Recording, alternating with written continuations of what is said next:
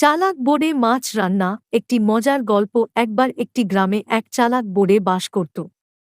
তার নাম ছিল মধুসূদন। মধুসূদন খুবই চালাক এবং সবাইকে বোকা বানাতে ভালোবাসত। একদিন সে বাজার থেকে একটি বড় মাছ কিনে আনল। গ্রামের সবাই জানত মধুসূদনের রান্নার হাত বেশ ভালো, কিন্তু তার আসল উদ্দেশ্য ছিল সবার কাছে নিজের কুকিং দক্ষতা দেখানো এবং মাছের দাম বাড়ানো। মধুসূদন মাছটি রান্না শুরু করল। মাছটিকে ভালোভাবে সেদ্ধ করতে করতে সে সবাইকে জানিয়ে দিল যে এই মাছটি খুবই বিশেষ, খুবই দামি। গ্রামবাসীরা তার কথা শুনে সবাই এক এক করে মাছের দাম জানতে চাইল। মধুসূদন বলল, এই মাছ রান্না করতে অনেক সময় লাগে, তাই দামটা একটু বেশি হবে।